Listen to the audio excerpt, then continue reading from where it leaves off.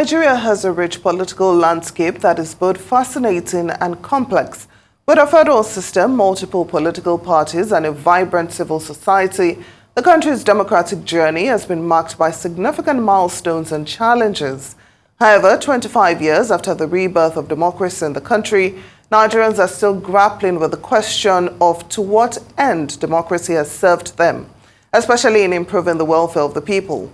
This is born out of the fact that politics has become the surest path to getting rich, and quickly too, in Nigeria. The skepticism over the essence of politics is born out of the contradiction between how politicians live large on the nation's wealth while the people struggle to survive. With pervasive corruption, especially in the public sector, there is a perception that the people whose interests the government exists to serve have been shortchanged. Well, we'll now be speaking with a former PDP National Legal Advisor, Jacob Mark, on the essence of politics in Nigeria and why it seems democracy is not serving the people. Well, thank you so much for joining us on Newsday, Mr. Mark. Thank you so much for having me. Now, we just witnessed, elections in the UK and France, where it seems the will of the people clearly prevailed. But that's usually not the case in Nigeria. Why is this so?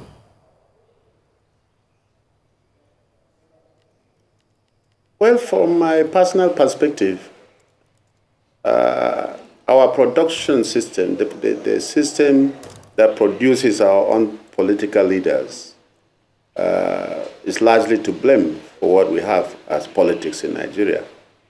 The concepts or the framework that is contained in our constitution as a country, the 1999 constitution, and the constitutions of all the various political parties make room for all the deficiencies that are visible, that are apparent with our politics.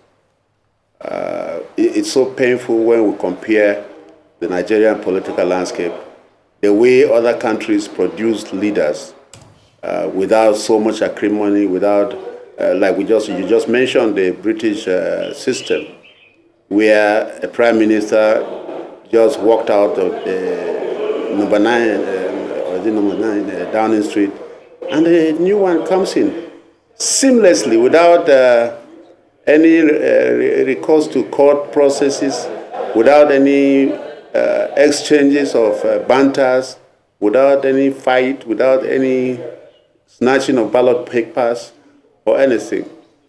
When you look at what is happening in other countries, you wonder whether we are on the same planet. But it is not difficult to see where our problem derives from. The contents of our constitution, the 1999 constitution, are very terrible when it comes to election, and when it comes to the production of political leaders. A situation or a system that makes it possible for people to manipulate themselves into power without any requisite qualification, without discharging or without any idea about what they are supposed to be doing in the offices they are campaigning for. That system is bound to produce what we are having in Nigeria.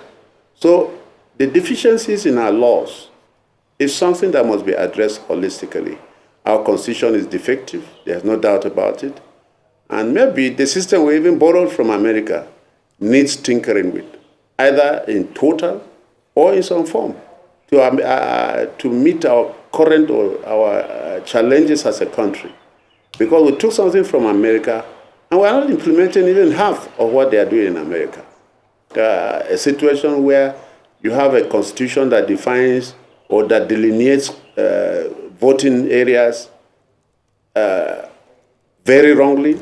You have, like my local government, we are over 400,000, but it's one local government.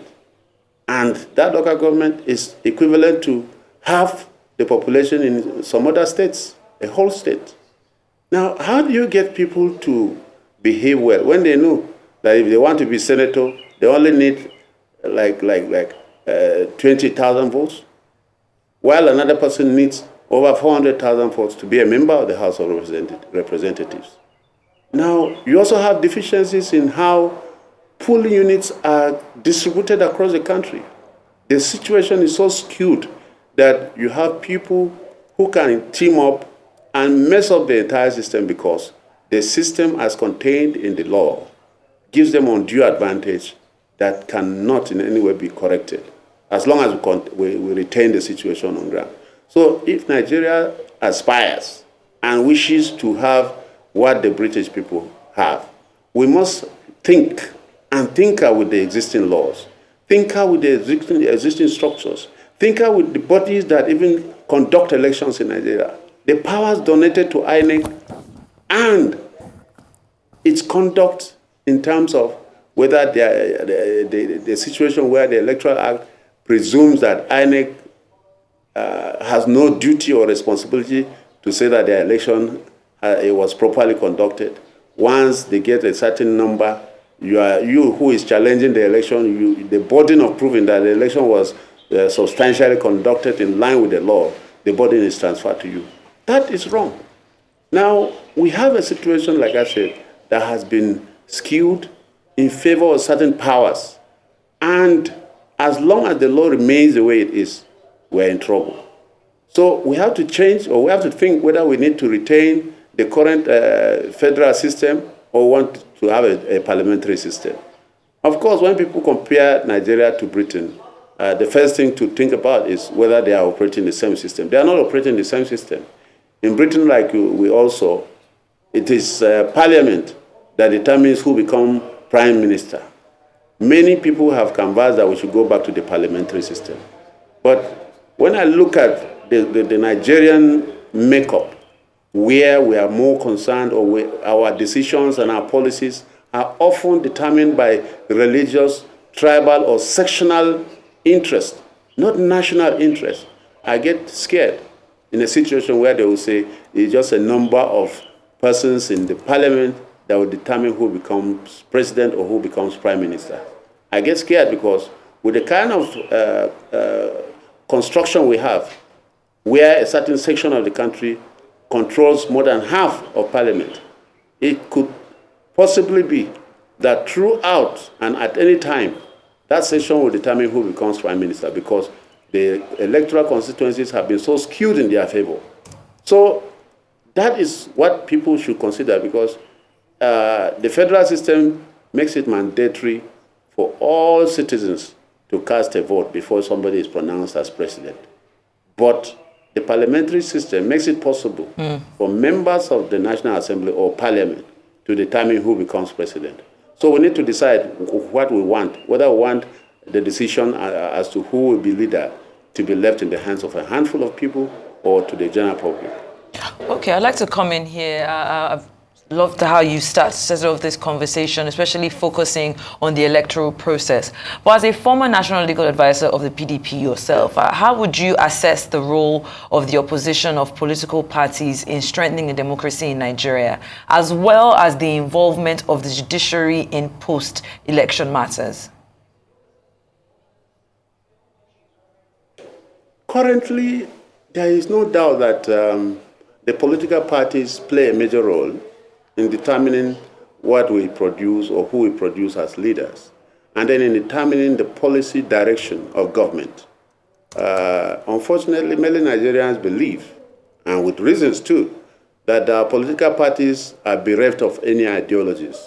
And so somebody has described them in very unfriendly language, which I don't want to repeat. But it is difficult to avoid agreeing that the differences between our political parties are difficult to find because it is, when you look at how people crisscross, you are in APC today, by evening tomorrow you are in PDP, and nothing seems to happen. Look at the issue we have in Rivers State. People came out openly to declare that they are decamping from PDP. The next evening they are saying they have not left the PDP. And unfortunately, the judiciary is dancing along. Now, the judiciary ought to be the headmaster in all these things. When people misbehave, the judiciary calls everybody to order and gives us a lashing for those who think they can take our system to the cleaners without any recompense. And we have a situation where the judiciary now it's difficult to even interpret what is law, what is the correct position of law, when it comes to interpreting certain sections of our Constitution, when it comes to interpreting certain sections of the Electoral Act. Because in the morning today, a court will give a decision. By evening, a court of coordinate jurisdiction will give a contrary decision. And by the next day, a higher court will agree with one of the courts. And so we have confusion all over the place. And I say with all due respect that this is not what the judiciary ought to be. The judiciary ought to be isolated, insulated from the kind of things that politicians are doing. And everybody, including politicians, ought to be scared when they hear that the matter has been taken to court. But we are all witnesses to the situation where somebody boastfully said, go to court. You are not happy with this, go to court. It should not be so. The judiciary ought to be upstanding, ought to be upright. The judiciary ought to be that institution that calls everybody to order. Unfortunately, that's not the situation we have today. We just had a fiasco in Kano where courts are churning out orders as if they are producing an exam for primary school students. This one will say this today, tomorrow another court will say this. And it's so embarrassing. As a lawyer, I'm not proud of it. And we ought to have a situation or a cleansing of the system. But whether that is possible today or immediately is something else that I cannot say. But truly, when you talk of producing or setting the stage for true democracy, the political parties and the judiciary ought to be in the forefront of establishing what is correct, of establishing and institutionalizing what is proper. But we don't have that today. The political parties, strangely, you find a state party chapter saying something different from what the national officers are saying. And things just move as if there is no control, as if there is no order, there is no cohesiveness between the structures. And Nigeria is becoming a laughing stock around West African region and even Africa as a whole. Now, your concerns are definitely noted, and I must say they are really valid. But, I find it a bit ironic, isn't it, that some of the people who fought for democratic rule in Nigeria are now the same ones depriving Nigerians the benefit of democracy. So I'm wondering if the problem really is our constitution or our mindset. Do we need to change our mindset? Do we need to focus more on implementation of the existing laws and maybe allowing the rule of law to prevail? What are your thoughts on this? No, there are fundamental flaws in our constitution, very, very fundamental. Like I said earlier, when you make INEC to be so powerful and you make the system that INEC is controlling difficult to challenge, when flaws in the electoral process cannot properly be challenged because of the existing law, there is a problem. Because yes, the law allows for you to ventilate your grievances in court, but the same law makes it practically impossible for you to prove most of the allegations during elections. So the Constitution has its flaws, the Electoral Act has its many flaws. And unless we have a situation, and one of the solutions is really for us to have electronic voting, where the interference of human beings with the electoral process will be reduced to the barest minimum. And I get surprised when people say we are not equipped or we are not yet there intellectually to have electronic voting. It's a lie. Mm-hmm. Go to every village today, you have POS operators. Go to every corner of your street, you have people running businesses where they don't collect cash. We have learned how to use our ATMs. We have learned how to use our cards seamlessly.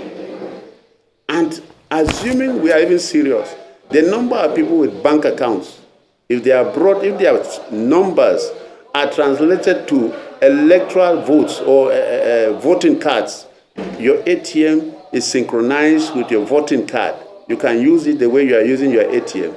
I don't see how we will not vote electronically. And for me, that is the quickest solution to all the problems we have with our election.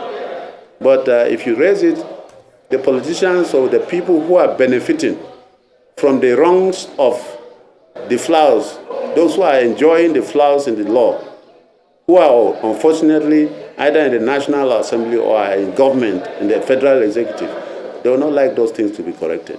So they always say that we have not yet matured and that we have not yet reached where we are supposed to use electronic machines to vote. But like I said, since ATMs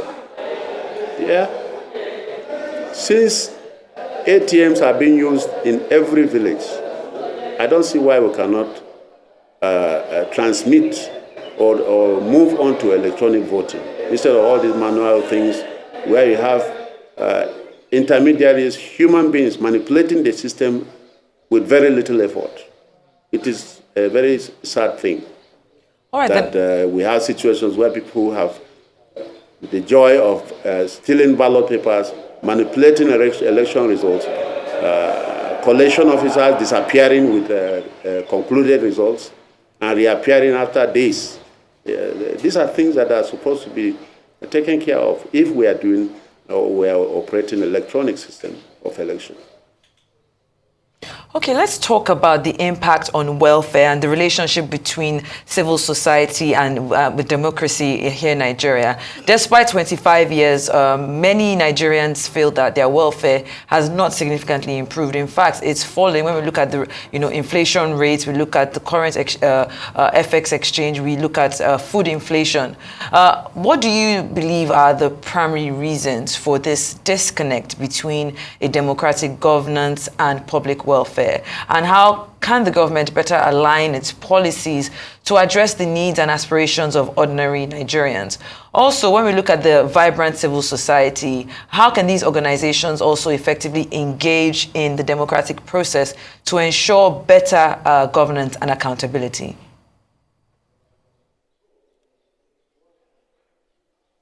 Well, to a large extent, those who run government are largely far removed from the people that are supposed to benefit from government. And if you want to travel, for instance, from Kaduna to Abuja, and you are driving, there are two major issues you contend with: insecurity and the bad road. Now, those who are in government hardly use the road. Some of them, majority now enjoy the train, while others take helicopters or go to Lagos by air and then come to Abuja. The poor, who are in the majority, cannot afford these leisures. When you talk of hospitals, these are the basic things that the ordinary Nigerian needs: health, education, and then infrastructure like roads and electricity. These things are hardly available. It is the person in government that has a well taken care of hospital that he visits with his family, maybe not within the environment where the poor are. And then when he wants to travel, he goes by air. In his house, even if it is located where the poor people are, he has a generator that is fueled with government resources. They make sure the houses of the rich and those in government are always with electricity. So when the poor man is talking about there is no light, the man in government doesn't understand what is being said. And that is why they find it very easy to say that when you protest or when you make objections, you raise dust, it is easy for them to say you are just a noisemaker or you are anti-government. But the reality is that those in government are removed from the people. And there is a gap that does not allow them to feel the pain that the ordinary persons are feeling. Mr. Jacob Mark. As stated, it is, yes. I'm so sorry to interrupt, but we are completely out of time. It would have been nice if we could ask you how we can close the gap. But unfortunately, we are completely out of time. Mr. Jacob Mark, former PDP National Legal Advisor, thank you so much for joining us on Newsday.